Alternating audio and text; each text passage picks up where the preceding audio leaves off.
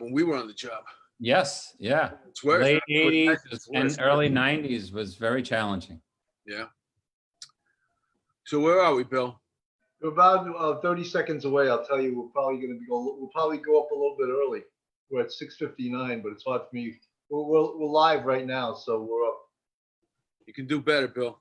I know. I can't time it exactly correctly. Bill does everything, man. All right, we can hold off and say, as soon as I see it strike 7, we can say we're live now, but we're on Facebook Live right now. So. All right, so here we go. What's up, everybody? I hope you guys are tuning in. My name is Mark DeMeo. I'm one of your hosts here at Police Off the Cuff, and my partner in all things law enforcement, Bill Cannon. What's up, Bill? Yo, man, I got a blast from the past. You know, Mike was also my professor at John Jay in the master's program. He taught us that's amazing. Cybercrime. Yeah. Okay, this is very exciting. Today we have retired what detective, but what grade? I retired as a second grade detective. A retired second grade detective. He was a computer crimes expert. Now he's the co-founder of NetThunder. He's going to tell us all about it. Mike Fabozzi. What's up, Mike? Hello, what's up? Coming to us from Santa, what's it called? I live in Palo Alto, California, which is Silicon Valley. It's sort of the headquarters of a lot of startups. Actually, Facebook, the original office was on the block that I live on. Hey, how were you received over there since you were a cop? So when I first moved here, I wouldn't tell anybody for a couple of years. And then over time, when people found out, they were like, wow, that's so cool. Like NYPD, that is amazing. They really were into it because most of the people out here were tech people. So they started companies, they were founders, they were investors. And so they never met anybody like me, an NYPD detective. So, you know, they want to hear war stories, but just kind of being in the presence is like us meeting someone in a different climate, a different world. And you know, you want to hear stories about them. So it's been fun. Well, you're sort of like a gentleman detective too. Like you were like, you did the cerebral stuff. You know, cybercrime is a lot of thought into that, right? Yeah, let's go back a little bit about how you got involved in that. So you came on the job in 1985? 1985, July. What were you, like 12 years old? I was actually just 20. So when I graduated from the academy, I had a gun and badge and I couldn't buy alcohol.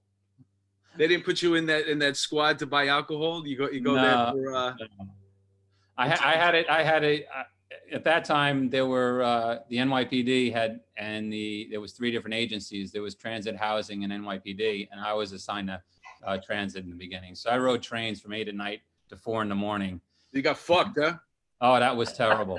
The radios didn't work. You know, you're on your own. And you probably look like you were 12 years old. I think I did. You know something, even the trains back then was scary with all the graffiti on them. They were filthy dirty, you know. I remember I rode the train that was a beast on Central Park West. They called it the Beast. It looked like a cell block on Rikers Island. Oh yeah, those old trains were just rickety and metal, and actually the windows were filled with graffiti. You know, you couldn't see out of it. And that train actually goes all the way to Coney Island. And one night, I was starting my shift, and the train is pulling out, and the last car, you know, sort of like the last car where the bad guys were. You know, they're smoking weed, but also they had a barbecue on the train. Because it had started to rain, so they brought the barbecue. Oh, barbecue on the train? They're like, officer. I was like, I'll take it. Well done, burger, please. Yeah, I used to love seeing people that would actually move using the train. Like they got a bed, bringing a bed on the train. Like, what are they doing? Oh, they're moving. They can't afford a truck. That's how they move. Oh, right. So how many years did you spend in transit? I think it was 9 years. Wow. I worked anti-crime. I worked robbery squad there. You used to hide behind the door? Fairby? I didn't do that. I didn't like that too much. But what I did was I used to look at the like complaint reports and to see where crime was going to happen. So you're talking about cerebral, like before there was like predictive policing, like I would look at the complaint reports and say, hey, there's a robbery, you know, every day at 12:30 or every Friday at 12:30 at this station, and be, you know, plain clothes and stake it out. So So yeah, I used to do that too, but that was the places I wanted to avoid. Make sure you stay away from 125th Street and Right. Broadway from noon to 3 p.m. because that's when the kids get out of school. Right. Did you work with Jack Maple?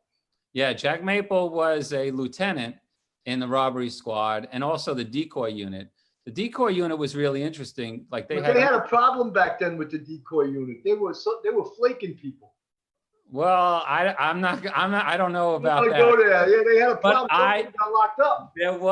I don't know about that, but I know that they undercovers would wear a gold chain, and in those days, you know, people would reach in and snatch the chain, and so the plainclothes would get them. And transit had their own language. When the operation was off, they'd go Mapo, Mapo, Mapo, right? I don't know. The best thing ever written on a complaint report was the perp fled to parts unknown. That was a transit expression. That was definitely a transit thing. Parts unknown. If I could go there, I'd find all the bad guys. Perp fled to Earth. That's really hard to, you know, especially since you know, you figure you're this computer guy, right? And you know, you probably had what we refer to as a career with your balls dipped in butter, but that's a term that we never heard that expression before, you know. Yeah, you know, that you were hooked up, but were you really into computers or your whole life? And the first 9 years on the job in transit, you were good at computers? No, not at all. And the first 9 years, I wanted to be a detective. That's all I wanted to do. I wanted to solve crimes, and so I was able to do a career path in robbery squad to detective. When the three departments merged, I was assigned to the 3-0 detective squad. So that's in Washington Heights in Upper New York, and in 1994-95, there were probably 100 homicides just in the one precinct, which is really crazy. 3-0 was small, but it was a rocking little precinct. It was quite busy. It was quite busy, and shootings and homicides and all types of crimes. Yeah. And so it was a tough commute for me. And where were you living? I was living in Staten Island at the time. Oh my God. Driving up someone didn't like you. They gave you like a ruler transfer. They take out a map, a ruler, and they see what's the furthest place from where you live. Right.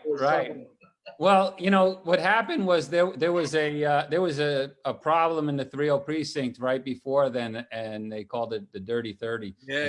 Backfilled a lot of cops and detectives into that precinct. And so I was there for a while, and I had solved a triple homicide there, and I was doing the perp walk into, and there was an office with 3 perps. What do you got? Like, you put them on a daisy chain, you Well, the triple homicide, that means 3 people died. No, I know what I'm saying. 2 people committed the crime. That's a triple homicide. Oh, yeah, you're right. I'm sorry. So that means 2 perps and 14 guys from the squad do the perp walk. Everyone wants to get on camera, right? But there was so much work. Nobody, it wasn't like that. It wasn't Midtown. Yeah. Some of those, if you look at some of those homicide cases, the reports, man, some of them were like 3 pages. You know, that time, yeah, because you had so many. You get 100 homicides, man. You're not doing a full out investigation in every case, man. No, it was a lot different. It was just clear as the best you could. And so there was a unit back then called the Career Criminal Investigations Unit, and someone had the lieutenant came out to the squad detectives, and they're like, "Hey, we're looking to pick up some people. Does anybody know anyone?" And the detective sitting at the desk goes, and you know, the detectives are watching TV, so on New York 1, which I don't even know if it's still around, but they're like, "I know that guy," and so the lieutenant goes, "Call him, see if he wants to come." And so serendipity happens, and the guy says, "Hey, you want to come to CCIU?" And I was like, "Yeah, absolutely. You know, it's Manhattan. It's at 1PP or in Brooklyn." And so I got transferred to Manhattan, which was That's the part of best special. story I ever heard about a perp walk, how a perp walk led to a job. Yeah. What was that? What was the CCIU? What did it stand for? That was Career Criminal Investigations Unit. And so if you made an arrest, you'd have to call a number. And then we had these computers at CCIU and see if he was on the career criminal list. Well, you know, Mike, that sounds, it's so antiquated because the squad really didn't have the same computers that CCIU did. So they would run this stuff and they'd say, yeah, he's a target or he's not a target. Bring him up to us, right? Right. But it's like, you know, I remember when we first got computers, they were like, every detective's going to have his own workstation. I was like, bullshit. I couldn't believe that the department actually was still using carbons and typewriters, that the department was going to give every detective a workstation. That's so true. I had a friend of mine who was in technology in New York City, and he wanted to try to apply for a pistol license. And he calls me and he goes, it says on the form, this form must be typed. He goes, where do you find a typewriter these days? Yeah, that's all antiquated police department. You know, back then we were still hitting rocks together to make a spark to start fire, you know? That is true. Black pens, you had to write in the black pen. Yeah, Why you had to write in the black pen? Because when you send the fax over, if you wrote in blue, they couldn't see it. Right. So, you know, There's, even hey, Mark, there's another thing. A fax machine. Who has a fax machine anymore? You know how long it took me after I retired to actually use a blue pen? Like I couldn't do it, you know? Like, could I borrow a pen for a second? Or if I picked up a pen and wrote blue, I'd have to look for a black one. When I sign contracts now, if I'm like working with different companies, I sign my contracts in blue. So if it's not fax, if it's scanned, you could see the original and not the original. Oh shit! Wow, that's interesting. So now you get into this unit, and I guess you're doing computer work because you're working everybody up, and you also have access to, like Bill mentioned, you know, stuff that the regular squad guys couldn't get. You guys got LexisNexis. I know that's an antiquated system now, but maybe they updated it. But there was a couple of other things that, you know, you guys ran for us. Eventually, it became the you know, the center, the crime center down in NYPD that you'd call up for a workup. But you guys were doing it originally. Right. I'll just back up a little bit. So CCIU at one point was disbanded, and then I was transferred to special frauds doing white collar crime. And I did bank and securities fraud cases mostly, and ID theft, which ID theft wasn't even a term yet. We used to call it account takeover, like you'd steal someone's account. But Mike, you did the investigations that were the best training to have for the job in the outside world. That is white collar crime, you know. Brilliant. Yeah, that's brilliant. ID theft, you know, all these things were coming. And you were getting all the training on how to do it. It was a perfect thing. That's probably why you're a multimillionaire now. Hey, you know what's funny? You know, since you worked in transit and you were arresting a certain type of person for a long time, and then now you start arresting white collar crimes, different type of person. Which one did you enjoy more? So I really enjoyed arresting the white collars much better because one, they had the education, they had the opportunity, and they still decided to steal. It was so funny. I had this case, I had to go to Goldman Sachs, and Goldman Sachs is a pretty big financial institution, kind of, you know, fancy. And you walk in and it's like, wow, last month, you know, I was in a projects in Washington Heights, and now I have oak and marble, and they're like, hey, would you like some sushi and for the interview? I'm like, no, thank you. Some rice and beans if you got it. You know what's funny? I was in the warrant squad, and I had a warrant for a guy that worked in Morgan Stanley, I think in the World Trade Center. Right.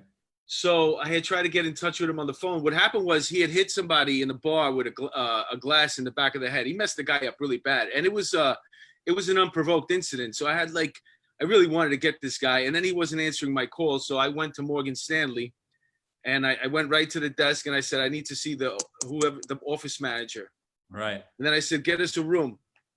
So we went in the room. I said, I'm looking for this guy. Go get him for me right now, or I'm going to turn the whole office over. Wow. And he went out. He made the call to the guy's desk. The guy came in, and he looked just like Robert Chambers, one of those type of guys. Preppy, and no socks with the loafers on, and that was a pleasure cuffed, walking him, taking the elevator down, from the 150th floor. Did he say to his manager, "Please call Muffy, alert Muffy, I've been arrested"? That's how he did it, man. We hit him hard. Pray to God. Yeah. So tell us some more. So one of the things about arresting white collar is that, like I said, they're educated, a lot of times college educated. I locked up this guy, a Harvard grad, and he had committed some fraud. And during the interview, he said to me, "Oh, this is arbitrage." And I said, "No, we call this grand larceny, and you're under arrest." Mike, did you ever do the pedophiles on the online pedophiles? So when we were in computer crimes, I did not specialize that, or I thought it was, but we did do those cases and do some forensics. What's really odd about it is that the perversion that they're into, is just I say their brain is wired that way. Yeah. Like I may like tall blondes or whatever, and they like little children. It's just crazy. There was a sergeant there who used to do the training at the criminal investigation course that did a demonstration, and he trolled online right in front of the class and hooked someone. He was playing a kid, and he got the pedophiles online to take the bait. And I was like, look at that shit. Right. If you could do a live demo and just hook somebody like that, how many are out there. Right, exactly. It's quite dangerous. It's quite scary. And I think that was Jimmy Doyle. Yeah, his tag was Officer Joe Bolton. And the guy still went to him like, Officer Bolton. Crazy. Right. I mean, just think about that. You're giving the bad guy, your screen name as an officer, and they still take it's an obsession. They want the pictures so bad. They want the person so bad. That's why it's so scary. And with the law, is even downloading images a crime? And what level of crime is that? Right. So downloading images. Hold on. Let me write this down. Go ahead. Yeah, downloaded child pornography, naked children, it's sexual or is a felony in New York State. It's also a felony in California. And it's also a felony federally. So if they trade him with someone in another state, that's a federal case, right? Yes, it could be. Yeah. Wow. You hear that, Mark? Don't trade with other states. Yeah. That was a bad joke. I didn't mean to do that to him. But I couldn't. All right. So from special frauds from white collar and bank and securities, I went to computer crimes, and I said, if you're going to pull off a big fraud, a big crime, the way to do it is if you knew computers, because then you could insulate yourself with anonymity behind the keyboard. Because when you're doing an investigation, it only brings you to what they call an IP address, an address of the person, not necessarily the person who's putting their fingers on the keyboard. Right. So that's another harder part of these investigations. And a lot of times the criminal may be in the Caribbean or some other country. Right. You prosecute that. But that's like that's what you're saying right there about it'll bring you to an IP address. That's the average detective probably could get you there, but that's why they go to you in computer crime, so you can go further, right? Right. Yeah. There are tools that hopefully we could put the person at the keyboard. And the other thing is after with search warrants and recovering evidence, there's usually tons of data on not only the computer, but also the cell phones. Right. I mean, the thing in your pocket, the little computer in your pocket, has so much information about you. It's a treasure trove of well, that's data. What has made homicide investigation easier, not easy, but easier than it was 20 or 30 years ago, because the cell phone, everyone has a cell phone. And one thing we know about a cell phone too is it's a GPS device. Everywhere you walk, it's hitting a tower. and you can get the cell site information to tell us whether the perp was in that area during Yes. the time. Yeah, not only the perp, but also there's something called geofencing. If you're able to capture other phones that are nearby, it would Tell tell us you. about that. That's super interesting, and I just read about that recently, where they actually could run the time and find out all the phones and electronic devices that were in that area at that specific time. Yes, yeah, it's Explain that to us, incredible. because that's amazing to us.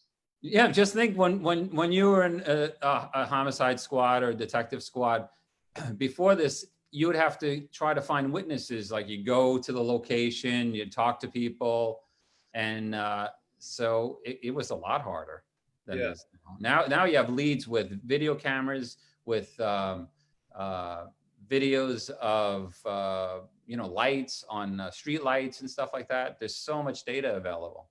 So what did you call that? Geofencing? Yeah. It's sort of, you could a perimeter of cell phones in a particular area. That's amazing.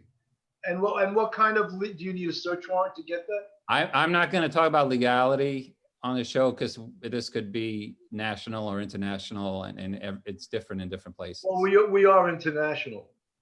Right. Police off the cuff is definitely international. They might not understand this in Ireland, but there's no pubs open now. So as you're going along in computer crime, you're constantly picking up more knowledge. Yeah. More applications. So when did you start realizing you probably know more than every single other person? I don't know about that, but I do like to learn. I do like to learn new stuff. And so I do like training also. So I think that what Bill was saying about, there's a life after the police department.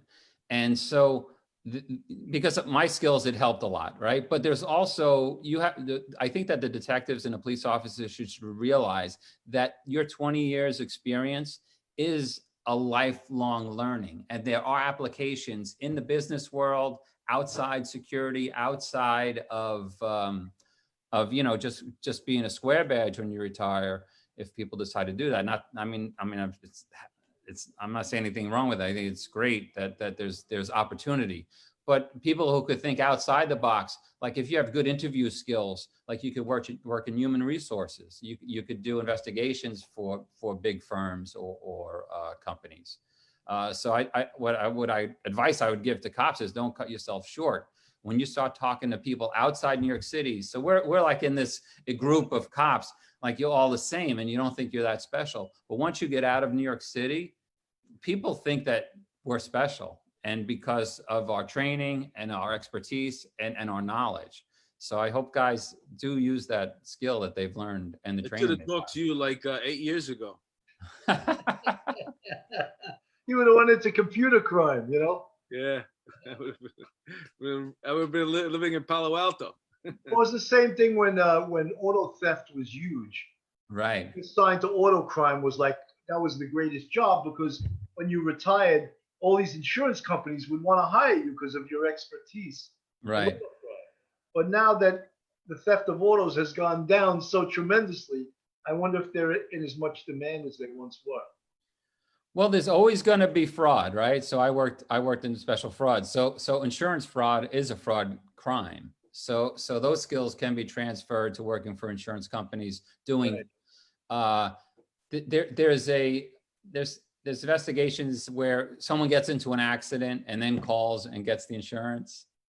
You know what I mean? They do that scams. There's certain ethnic groups that specialize in that. The right. Russians do that, right?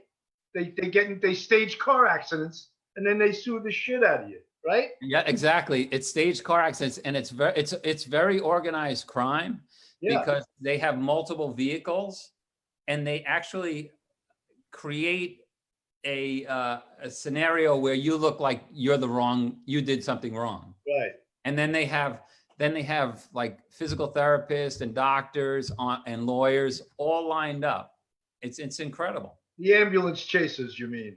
Exactly. Right? Yeah. Yeah. But the organized group also have that too. They have the attorneys and medical But people. then, as far as the investigation of that, when they find the certain names coming back, reappearing time and time again in these accidents, does that raise a flag with some investigators? Yes. So the insurance companies have a lot of retired detectives in their auto fraud department. Right. And so, just like, if there's multiple accidents, the same person, and, it's the same type of injury, there's actually a network of insurance fraud investigators, and there's actually a database for the insurance industry that has people who've been in many accidents. So when Boris Baryshnikov comes up 22 times, they say, hey, Boris is an organized crime member, right? Right. But the thing about fraud cases are harder to prove, right? Because you need two elements. You need intent and knowledge, and you have to prove those two. Right. And so that's a challenge. Hey, in the beginning of the COVID, while all that stuff was going on, I was the victim of what's it called, a SIM scam? On your cell phone? Yeah, like I had gone to my phone. I had gotten a text message, and it was.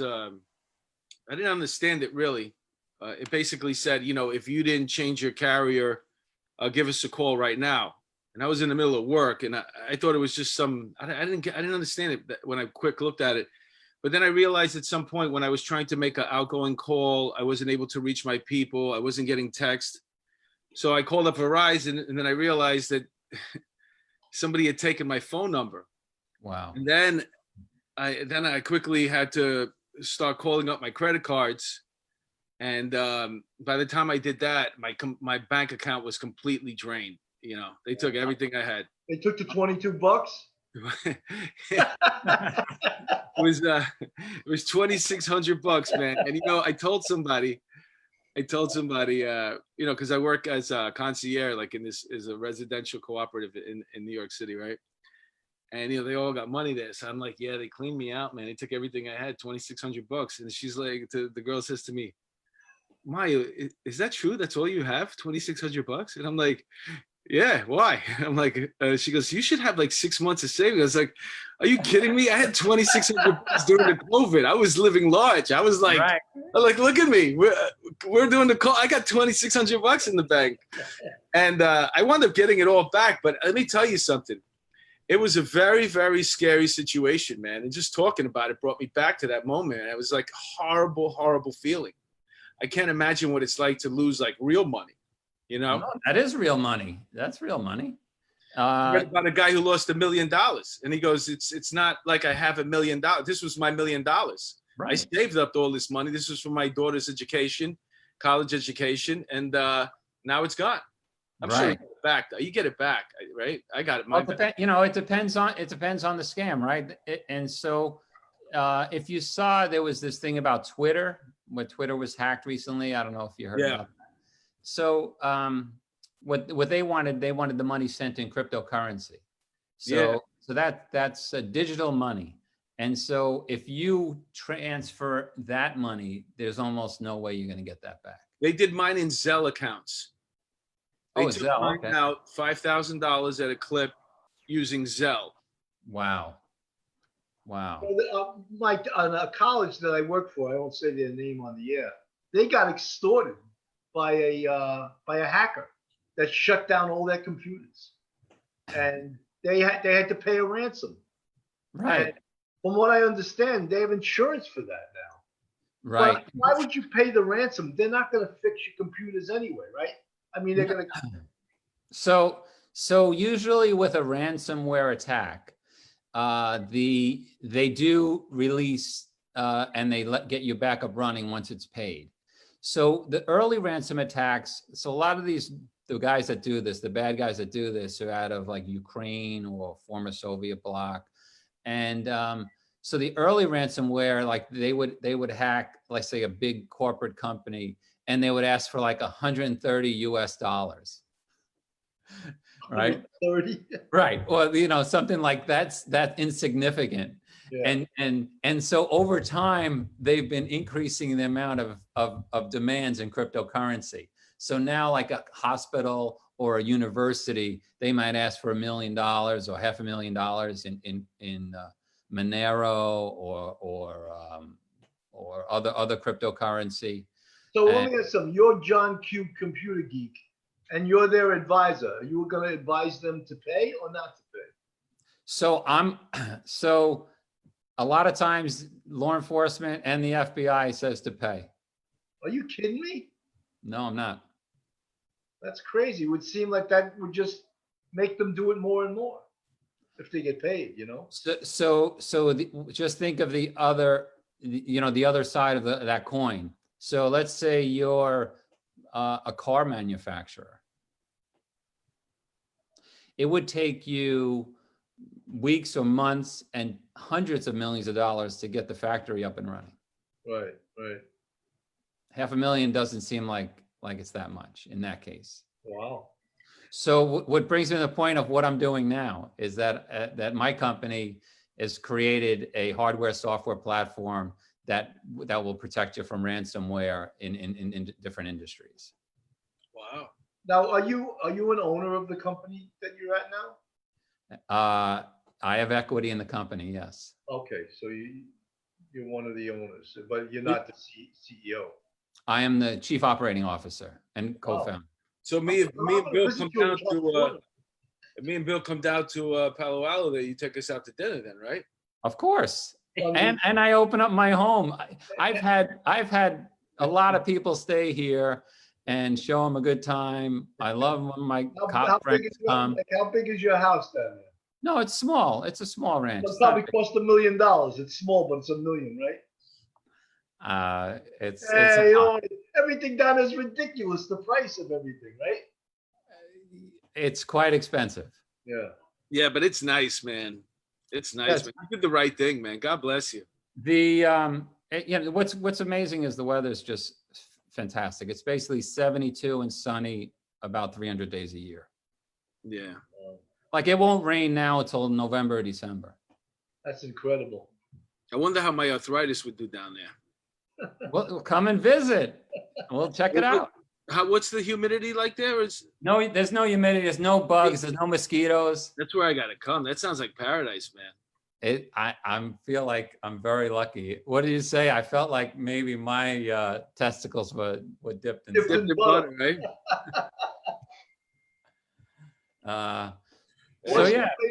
What's the latest thing in computer security right now, if you can tell us? Well, I mean, protection from ransomware is definitely one, but I think the Twitter hack sort of alerted the world of the possibility that all cloud may not be secure, right? So the thing, we don't know all the details of Twitter, but the bad guys, what they want to do is they want to be able to get what they call root access. They want to be able to have what some people call the keys to the kingdom, like that they could have access to all the accounts. And that usually happens in one of two ways: either an inside threat, which is the hardest to ferret out. Someone working inside the company that either they have a blackmail situation or they're paying them off. That's just what happened, right? That's what happened now, right? All the information hasn't been out on Twitter, but yeah, it does happen often. And then other times is that someone is through a phishing expedition, like they spear phish you, like they send you an email, like you did with happened to your cell phone, and it allows them to get your credentials, your name and password, and then the bad guy becomes you on the computer network. And both of those are very dangerous. Is that because I may have checked my bank account on an unsecured network? Like I wasn't using my Wi-Fi in a particular place. I was just using it from, I guess, just because I have data and I can go. Right. That's someone. It could happen that way. They could put some kind of rogue program on your computer, on your phone, or another way is that they could have intercepted the transmission. They call a man-in-the-middle attack. Yeah, that's what I'm thinking. Like since I wasn't using a secured network, I was just using whatever that they had a thing going around. They just pick off anybody who's not secure that's out there. Right. And you know, that's why, I mean, that's in phones and computers, that's one way it's done. But you also have to, you know, think about when you get that text or you get that email, and if the hair on the back of your neck rises up just a little bit, well, you know, take a breath and make sure. Like a lot of times you'll see those emails and it looks like it comes from, you know, a telephone provider, Verizon, AT&T, T-Mobile, whatever. But it's really, if you look closely, it's really not. It's like, you know, VerizonX.com or, you know, something like that. It was them, but somebody had went and somehow gotten my phone number, and they got inside my phone. They got my personal information, and they bought another phone with it, and they put the phone number on that one. Wow. So all my calls and all my stuff was going to that other person. Yeah, it was a. That's scary. That sounds like the days. Remember they used to clone phones? Right. That was back in the day. I mean, that were the early cell phones, the clone phones. They used to clone them. Yeah. Wow. Yeah. That is, Hey, Mike, let me ask you something. Years ago, you were working for this company that made this DNA machine that could return DNA results in 90 minutes. Whatever right. happened to that company? So that's one of the things that brought me out here to California. So if you remember, like crime scene, you tag it, bag it, and send it to the lab. And so in the crime lab, they have these multi-million-dollar machines that do what they call PCR analysis. Polymerase chain reaction. Yes, man. Did you learn that in my class? No, I taught that shit. And then the other one was restriction length polymorphism. There you go. Restriction fragment length polymorphism. Very good. And then the other one was short tandem repeats. There you go. Oh, so you're a science genius, and so there was this company in California, in the Bay Area, that was doing that DNA extraction and analysis very quickly. So at the crime lab, you'd have scientists who have a lot of experience doing this PCR, and they would identify DNA. The company that recruited me was doing this rapid DNA, which is basically you would put the blood or the saliva or other fluids in the machine at the crime scene and run it, and it would give you a DNA printout of a possible person of interest. Wow. And what was amazing about that is that if you talk to homicide detectives or even precinct detectives, when they send something to the crime lab, they wait months for a response or an answer, and sometimes years or never, depending on the how many cases there are and how severe the crime is, right? So for property crime, we thought this, you know, it would be useful there, but there was also, you know, hundreds of thousands of rape kits in the country that weren't tested, and we thought that we could help out with that. So the question was, what happened? So I had been asked to help spread that word and sell it into different police departments, and so we did that for a little while, and it was successful. And then what happened recently is that company was bought by a giant conglomerate called Thermo Fisher, which is actually continuing to do that. And there are some other players out there that do rapid DNA. For it to be legit, doesn't the FBI have to give its stamp of approval to it? Yes. So the FBI national database is where that data has to be stored.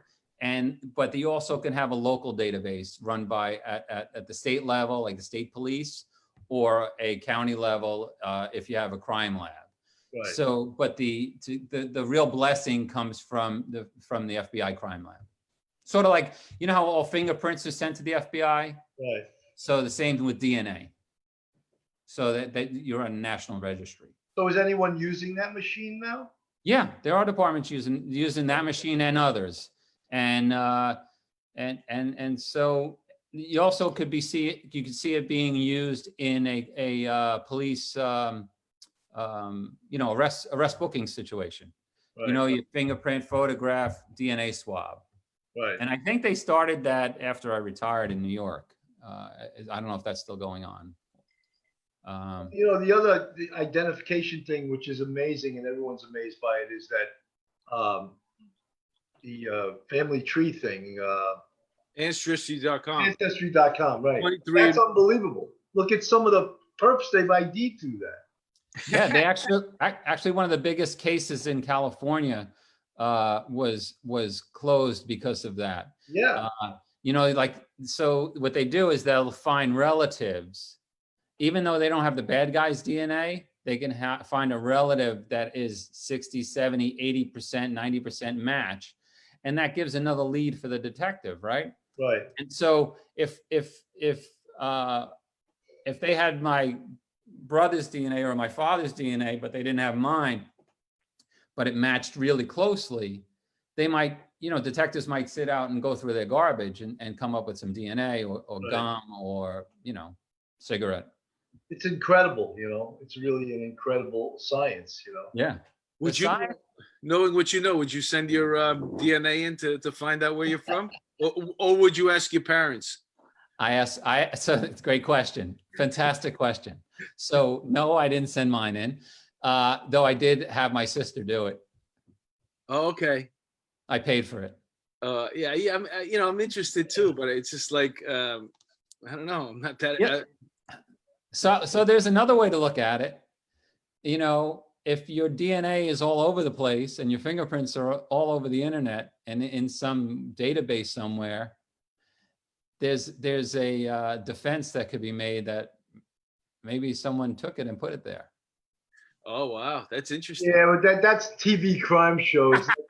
But like the detective carries around extra semen with him, you know, and plants it in the crime scene. That's so ridiculous. Is O.J. Simpson? Yeah, exactly. Well, you know, when you know that what was in that crime scene, it's unbelievable that his blood DNA was in the actual crime scene. Oh, you're talking about O.J.? That right there should be enough to convict him. But there was 3 more tractor trailers full of evidence, and they still didn't convict him. You know? Yeah, but you know what? What was the guy's name? The detective. Mark Furman? Mark Furman. He said the N-word in a script once. So all that evidence has to go out of the window. Yeah, throw it out. Yeah, that's so. Remember You know that? what's so interesting about that is that he was doing a movie. He wrote And the it script. said a script, and he had He was said it co-writing like 100 times. And he gets on the stand, and DA says, "Have you ever said that word?" And he says, "No." Yeah, and they knew that he would probably say no because he obviously you're not going to be thinking about. You should have told the truth. Yeah, but who's thinking about a screenplay? I don't know. You know, you're thinking about, did I ever use it in, out in the street and call people that, you know? So No. that was like one of the turning points of the case, if you remember. You know what they say, Mike? You build Discredited 1,000 bridges. That doesn't make you a bridge builder. Yeah. You know the second part to that. But you're Right. one cock and you're a cock for life. So what is your day like over there, man? What? Oh, so like this morning, I got up at 7 o'clock to a call with a tech company in Israel, seeing how we could work together. And then I had a all teams meeting, sort of like this. And then I had a C-level meeting. And you know, I'm busy all day, every day. And running a company is a 7 days a week job. Do you What work? time- You work remotely all the time, or you go into? Yeah. The company's headquartered in Chicago, actually. Wow. And so I'm out here, there's another guy in San Jose, and then there's another guy in New York City. What time do you do your yoga? I usually do that Tuesday and Thursday, about 5:30. How hot do you heat the room up to with your yoga?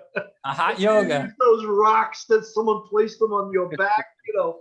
You know, I can ratchet that one up. We did goat yoga.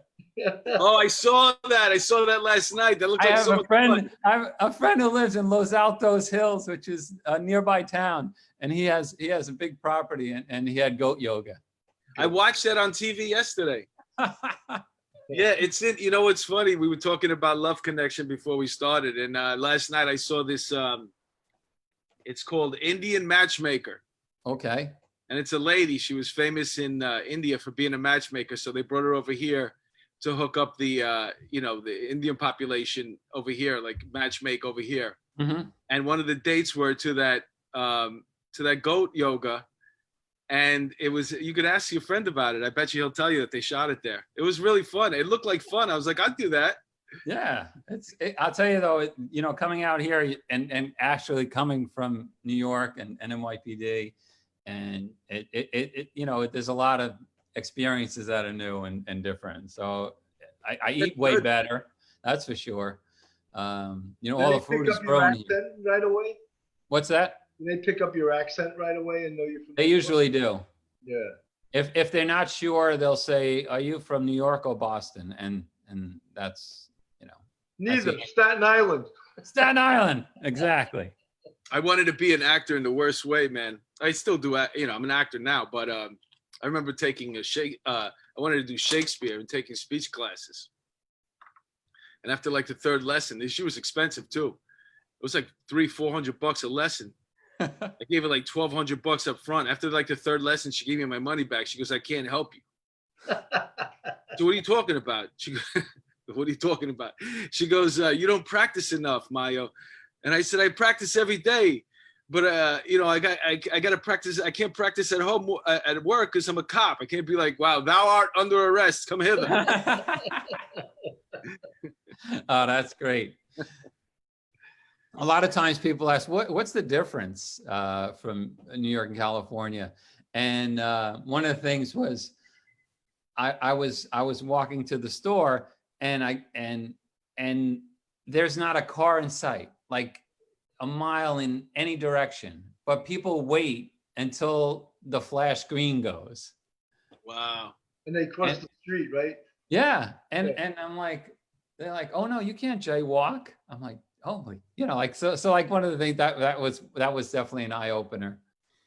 Yeah, it's an odd thing with laws. You know what I'm saying? Like at a time like that, I bet you in California, like there's probably Antifa standing on the corner waiting to go right on the other side, but they can't cross yet because They don't want to break the law. Like, Yeah, they don't.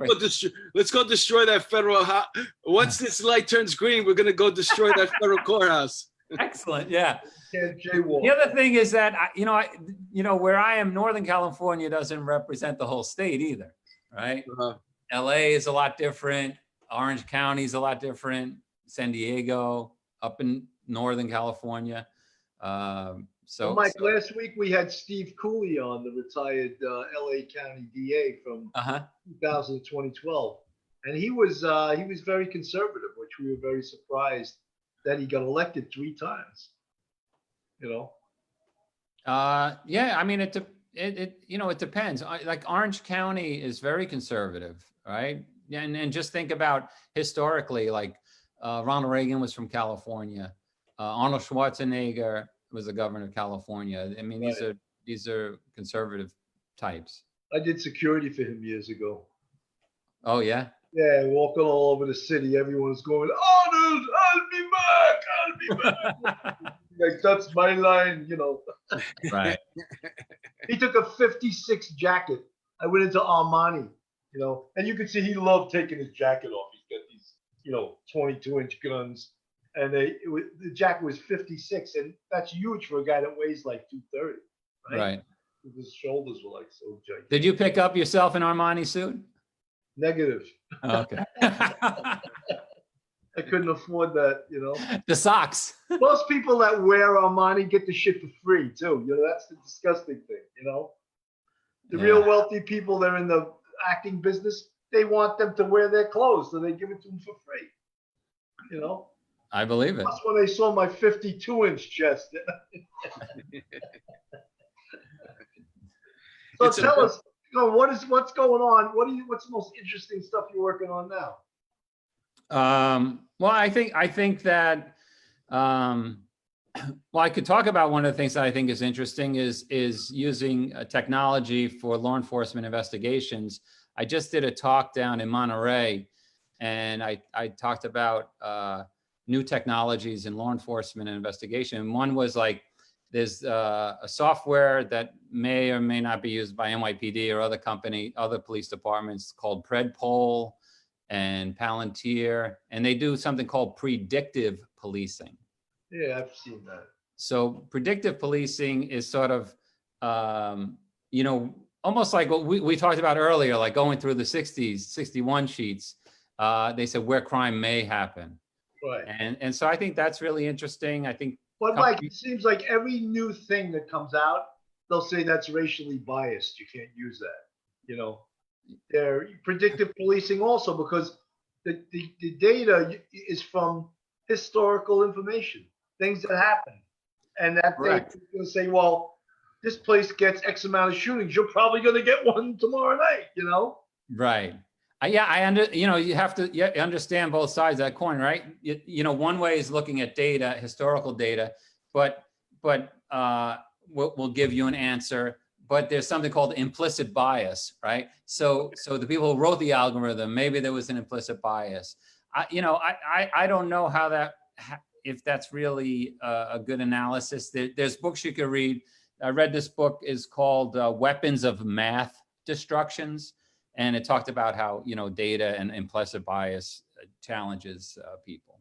So I don't know. That's one area that's really interesting. I think facial recognition is really interesting. I think that's amazing. And that's another thing that they want to take that tool away from law enforcement too. Say it's biased. You know, come on. How many tools are you going to take away from what? They want to take the gang databases away from the NYPD. Like say you're not allowed to use those anymore. Let me ask you a question. Do you think if I have this theory about privatized policing, and just it's my theory is that's the goal. That's where we're heading towards in the future. And by that I mean gated communities and semi-gated communities, and you know, you'll still have your municipalities, but they'll be scaled down, and people who can afford it will be paying a tax wherever they live to have their private security. And I have a feeling like those private securities companies will be able to use this stuff because they're private companies. All the stuff that you're talking about right now. Right. Well, I mean, the data that leads to catching bad guys is held generally by public corporations, right? Google and Apple. I mean, Twitter. They're the ones that control all of the information, right? Gmail. So the thing about it is that will private be able to get that information? I don't know, because you know there's a legal barrier to get that information, like subpoena and stuff. But the technology, like facial recognition, you know, that may not be in a government database. It might be in a private database, right?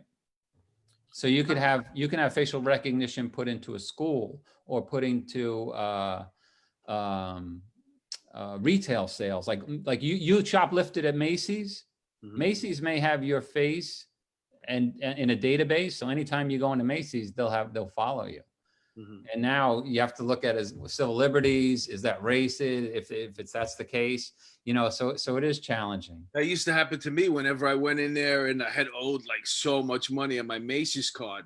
And like I used to get there to pay, and then the lady goes, "Do you have a Macy's card?" I'm like, "Shh, no. I'm gonna pay in cash." I always know when he's coming up with a bit, you know. I always know when it's coming, you know. But some of these, you know, the science of some of these new toys, there's also an X-ray thing that the cop can point at someone on the street and you can see whether they're armed or not. Yeah. So like that, you know, there's a legal. I actually had a meeting with a company that is building a product that would be able to identify clothes under, and they're looking to sell it into schools. I have other ideas that I'm going to help them with, right. But you know, a young smart kid, and that's what he's working on.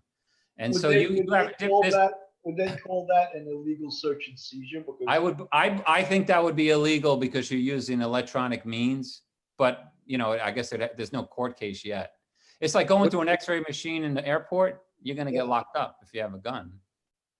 Yeah. But in some of these carry states, you know, it'll be pointless because they could carry. Well, No, but in the inner cities where most of the shootings and the mayhem is happening every weekend, that could be a really That was in a movie. I think it was with Arnold too, where he's walking through the airport, and then and then every single person that's walking, it's kind of reading them. It's looking them up and down, and it's just scanning them, and you can see exactly what they have on them. that, yeah, there is technology that does that. There's also technology that's going to be, yeah, I remember they had Google glasses. Yeah. Yes. Well, there's a lot of work being done on that right now for a reboot.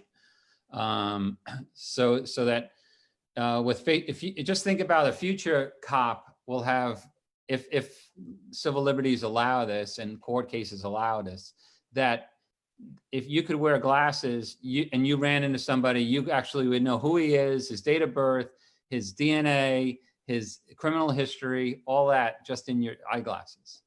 Yeah, because then you could actually it would change the way that you deal with that person. You knowing it already, it would, Right. obviously that would save lives. Right, or violate civil liberties, whichever side you're on. Well, I'm sure they're going to challenge that. Everything violates civil liberties. Well, at least, I mean, if you had somebody coming up to you and you knew right away that like within seconds that this person was a felon, and they just got released from prison, you'd be up more apt to pay attention. Correct. Yeah. You know what I'm So saying? there's a good safety issue there. Yeah, the technology is just leapfrogging, every day, computing power. Like even I have two friends that are doctors at Wake Forest Medical School, Wake Forest University, and they say, artificial intelligence in the medical field can do amazing things, but it also will eliminate lots of jobs. Because it can read an MRI, it can read an X-ray, it can read an MRI, and only one person, the doctor, has to check against the machine. But it does an incredible job and much quicker.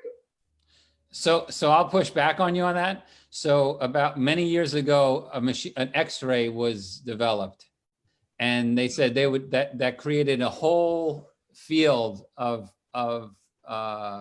orthopedic doctors. And they said, then they came out with the MRI, and that's going to do away with all the doctors. It just helps them. It doesn't. I don't think it disrupts the technology, disrupts it, but it doesn't eliminate it. Now, manufacturing a car that Tesla's doing, that eliminated jobs. But there's also software engineers that write the code. Well, how is artificial intelligence being used in law enforcement for future applications? So that the software companies that are predicting that's one way. And what you're doing is that you're teaching the computer to think, right? And so by giving it more and more data, it's going to come out to a faster answer. I mean, I think that's the best answer I could give. Right. You don't have a specific way that application. Yeah. So there's a company here in Palo Alto called Palantir that use a lot of artificial intelligence to look at big data to identify different opportunities or different. It's used supposedly in the government to identify bad guys and terrorist investigations. And, some police departments to use it. I think there's like 13 police departments that use their technology. So that you said some of the bigger tech companies are the ones who own these applications or own the patents to these applications, right? Yeah. Because I saw that Google didn't want law enforcement to use their facial recognition technology. Right. Yeah. So that's a business decision, right? So Amazon also has one called Recognition. That's a facial recognition software.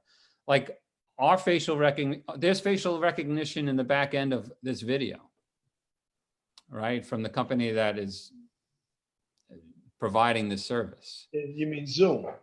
Yeah.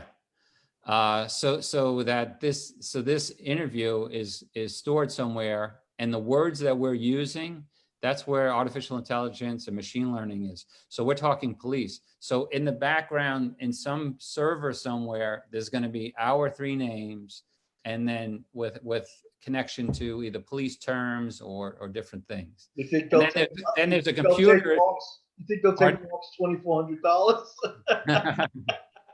Right now, so you're saying that there's a computer documenting that one of the police terms is balls dipped in butter. Yes, yeah. So you're going to see that on some dictionary somewhere. Urban Dictionary. Yeah. Cop lingo period. We could do a whole show on cop lingo. Cop lingo, yeah, that'd be I think a 6-hour show. That's part 1. Fled to parts unknown, It's tough enough to say a cop term over here in New York with a civilian, but I can imagine if you're like a New York cop and you're in California and you're saying, that's a ground ball, or that's a bag of shit. Yeah. What a McGilla. A McGilla, that's a good one. Air mail off the building at me. Right? This is a bag of shit. This is a bag of shit, exactly. What a skell. Stay away from that. That's a skell right there. Yeah. That guy's the chief suck boy. He looks like a perp. The chief's little ball swabber. Boy, yeah, he's got a crane, Yeah, he's got a crane, right? Not a hook. He's got a crane. That's right. That's right. He's had a charmed career. He's a do-nothing. He's a do-nothing. An empty suit. Empty suit, hairbag. The house mouse, and then the palace guard at 1 pp, right? The broom. The broom. Holy, I mean, Yeah, the broom.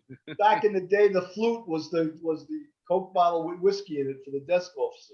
That happens much anymore, though. The flute? The flute, they called it, yeah. The flute. That's great. Back into, NYPD historical history, when everyone was Irish and everyone was drinking, right?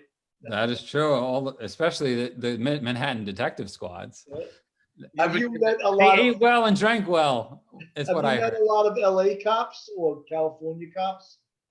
Yeah. So I didn't tell you this, but I did a little stint as a detective out here. Oh, no kidding. Yeah. How'd you do that? What happened?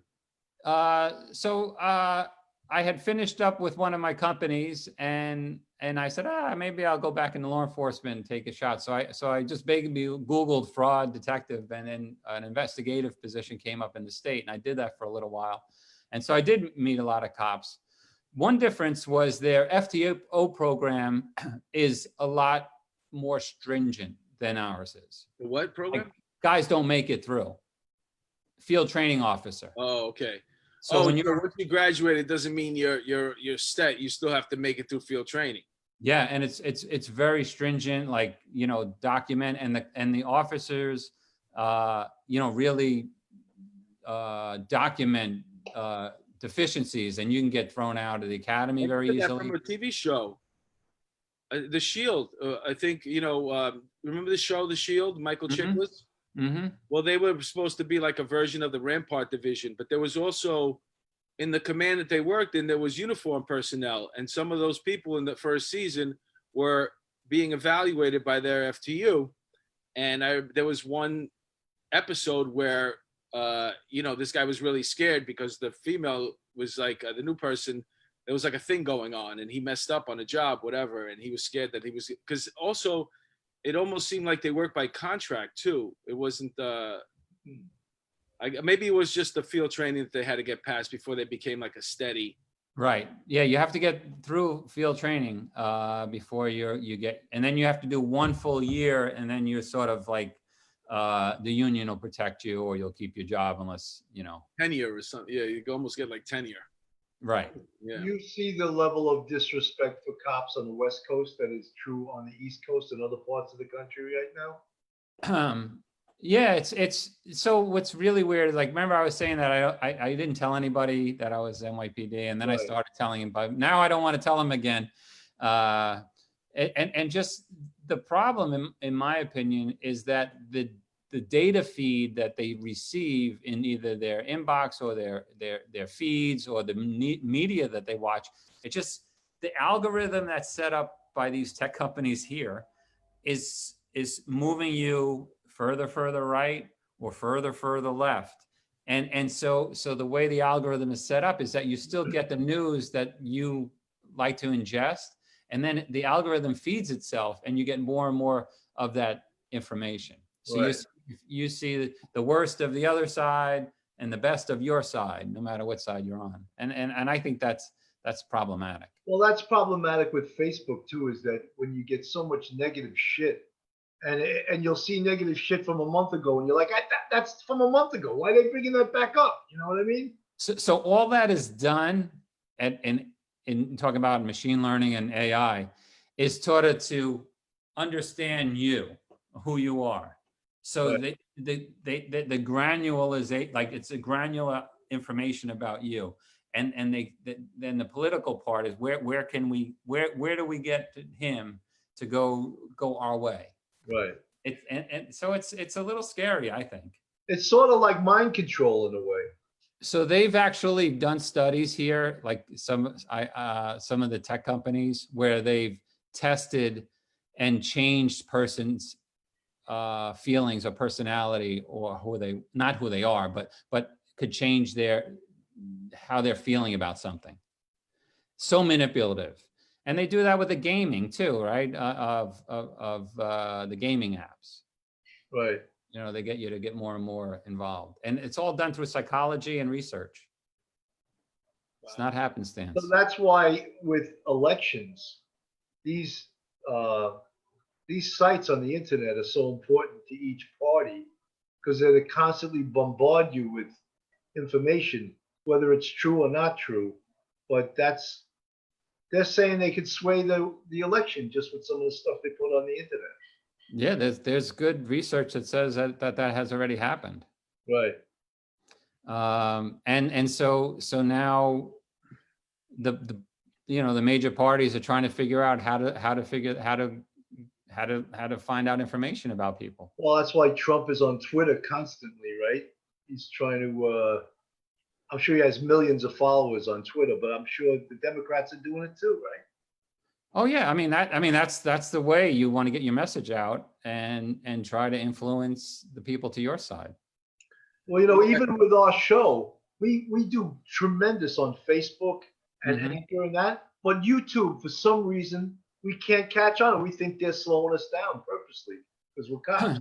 So if you pay for search engine optimization, they call it SEO, and you get on the top of the Google list and pay for it, you'll see your YouTube increase.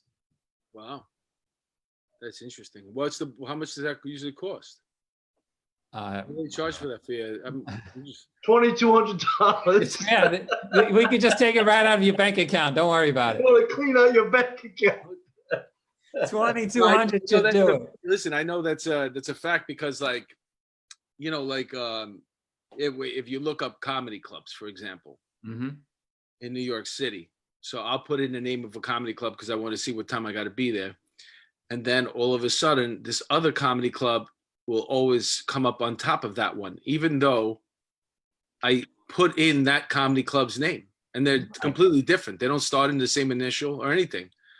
But that the one that comes out on top, I bet any comedy club you put in, they must have paid for that thing then, right? Right. So there's a whole industry called SEO, search engine optimization. And yeah, so advertisers and getting to the top of the Google search is what you want. Right.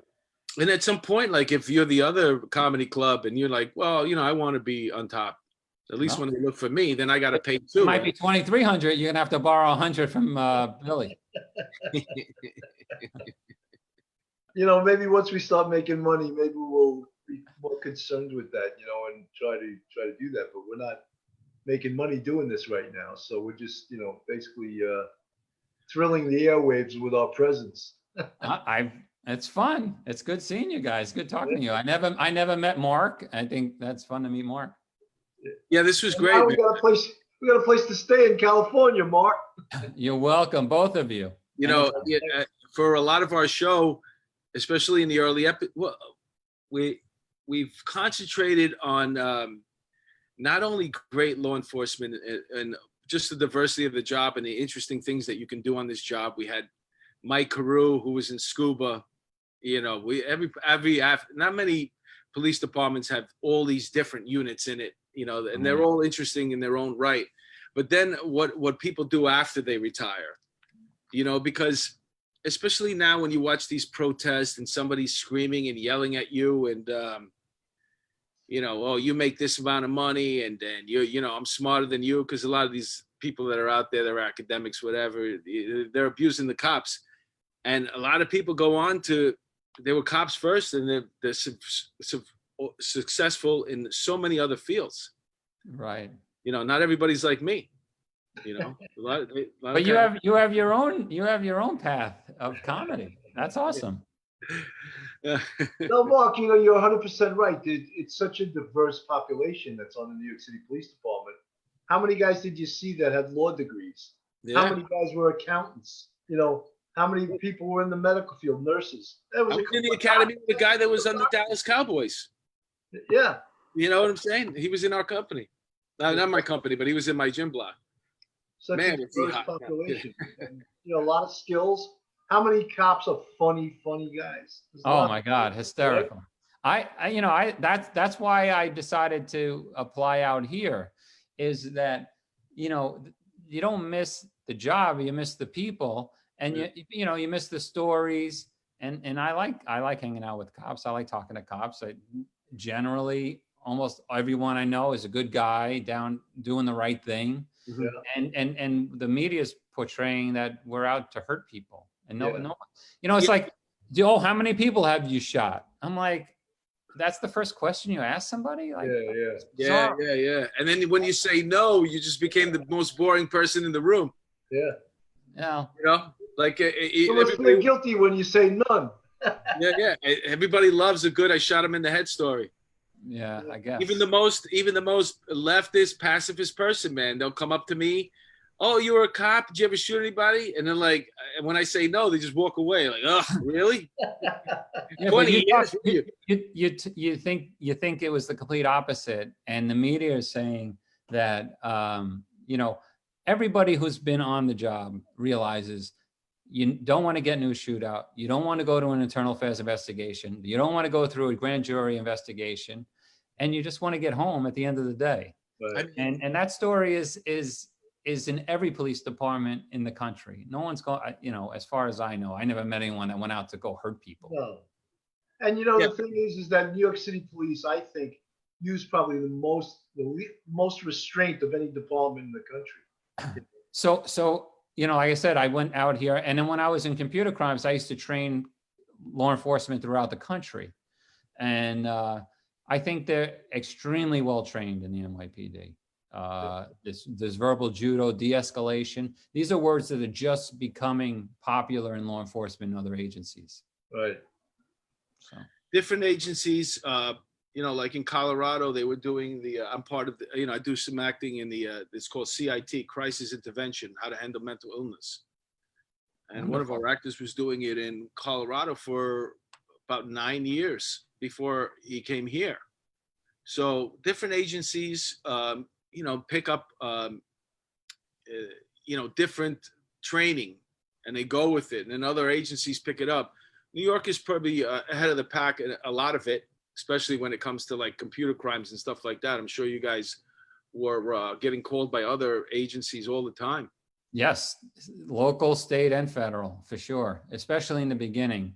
Now a lot of agencies are catching up. In the early days, it was the San Jose PD, New Jersey State Police, NYPD. They were the pioneers. But also, you know, the NYPD, you have to remember, we had a police commissioner that became the president of the United States. We were the first to have emergency services, you know, like scuba, aviation, all of these cool stuff. Right. Yeah. What kind of did the NYPD send you to some really cool training as far as the computer? Oh, yeah, I probably can't come up with, but you know, forensics is one way. So like going deep into the computer and uncovering deleted files. Right. That was always cool. That's interesting. Go ahead. Deleted files. Yeah, so deleted files is if you do a proper forensics, you could find deleted files on a computer. And now that the computers are a lot different now, they're solid state drives. In the old days, they had the data would be put on a disk. But so deleted files were a little more challenging to find in the early days and not so much now. And now the software and hardware companies that actually create forensics, there's a few out there that are really good. In the beginning, we had some detectives who were writing the code themselves. Wow. Not me, but some sharp guys. Guy Callahan and Mark Kirshner and a couple other guys. Pretty impressive. Mark Kirshner was in CIC with me. Oh, okay. I remember his name. Yeah. You guys in computer crimes, you weren't probably going to Metro 700 though on Tuesday nights though, right? In Long Island? Do a 4 to 4. You take 3 hours lost time. You didn't do that? I guess not. I don't know what that is. Sorry. That's a totally different way to do the job. Okay. These guys were. I was in the bag. Where are we going tonight, fellas? Got it. But yeah, 4 to 4s, I get that, but I don't know that other thing. Well, you work mostly days in computer crime, right? I mean, why do they really need you that at night? No, mostly days. Yeah. So Yeah. Same with frauds, right? Your banking hours. did you get a car too? In the phone? Take home car? You didn't get that? Maybe in you can't frauds. remember? That was Nah, we had a car in frauds for a little while, but my partner had like 30 years on the job.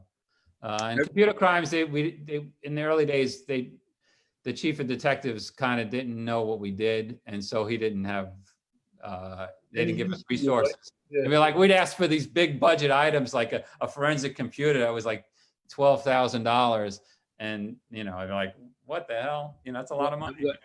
What I was saying was, you get that take-home car in certain units that you work in as a detective. And whenever I was asking around, when I was in the squad and I wanted to get out of there, I would ask around, what do you do? How you always get that question from other detectives where they meet you, like, what hours do you guys do? What are your RDO?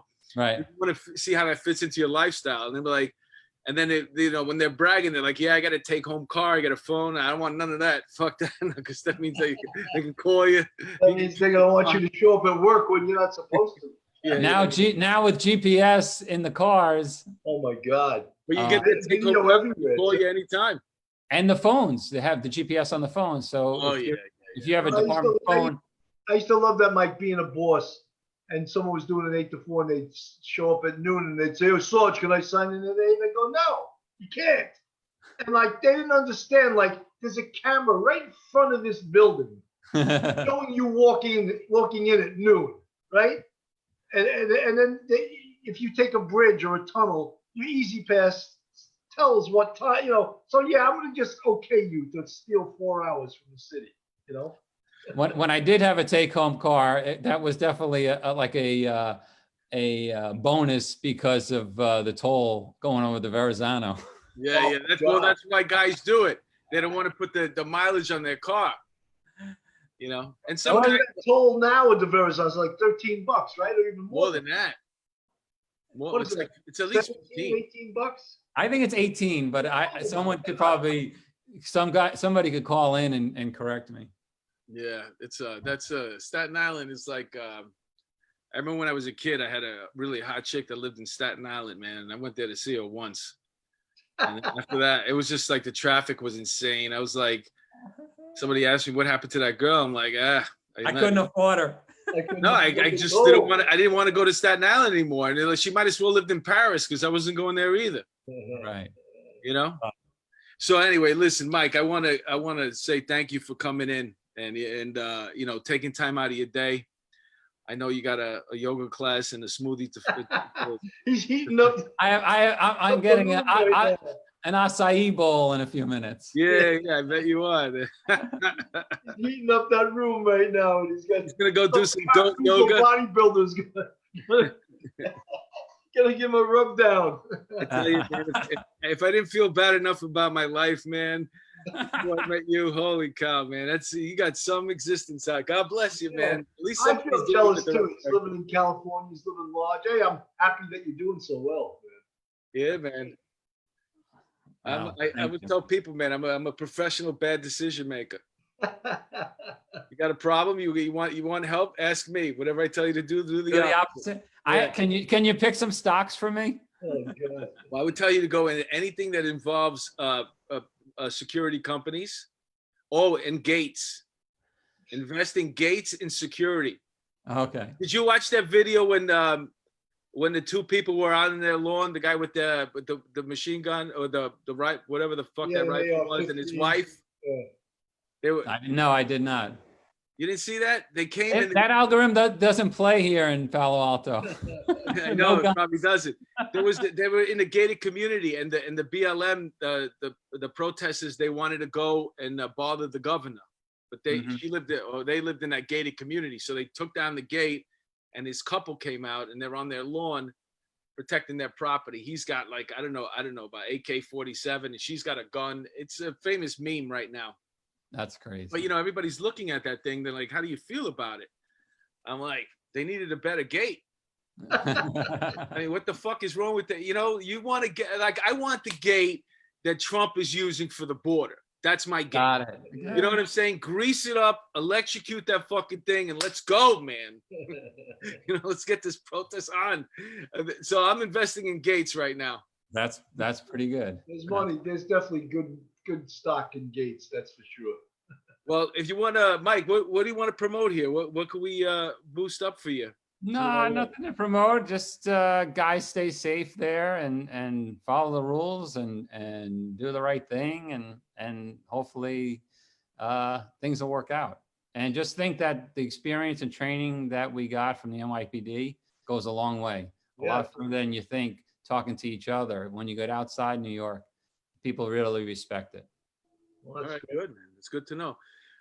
Listen, if you come back to New York on any type of business, man, hit us up. We'll go out for drinks. I'd love that. I will definitely do that. I don't know when that's going to happen with COVID, but yeah, neither do I. But when it does, you come. We'll bring you to a comedy show. You'll hang out. You have a nice time. I'd love that. I'd love that. And you guys are welcome to come here, stay here. I'll show you all the fun things in the Bay Area. Yeah, I would love to, man. That sounds great. Bill, any parting words? One thing. This Thursday, we have Dr. Darren Porcher, probably the most successful talking head right now. He's on every damn station there is. He's gonna come on Police Off the Cuff after hours this Thursday night. And Mike, thank you so much for coming on. It's funny. When was it? 2000? You taught at John Jay because you were my professor. And I know it was 2000, 2001. I can't remember.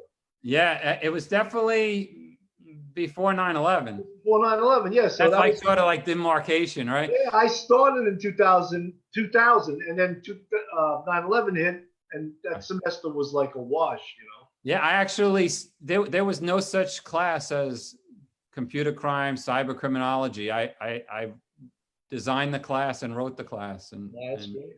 I'm glad you enjoyed it. It was great. It was great. I handed it off to other people. I guess it's still going on there. And I got an A too, so it's, Wow. Did we go out for drinks? You can't even think of giving me anything but a fucking A. I think you said that literally. Did we go out for drinks? No, yeah, no, you took us to, there was a party at this bar that's not even around. They had great food. It was on like 19th Street, but on the West Side Highway. I can't think of the name of the place now. And there was a party there, and everything was OTA. And yes. You took us there, and the people were like, "Who the fuck are they?" Well, they're my students at John Jay. They were like pissed at you for bringing you brought like 6 people. I like to share. It was great. God bless you, man. God bless you. A lot of fun, man. All right. All right, thanks a lot for coming on, Mike. It was a pleasure. It was my pleasure too. God bless you. Take care. Bye-bye. Okay, guys.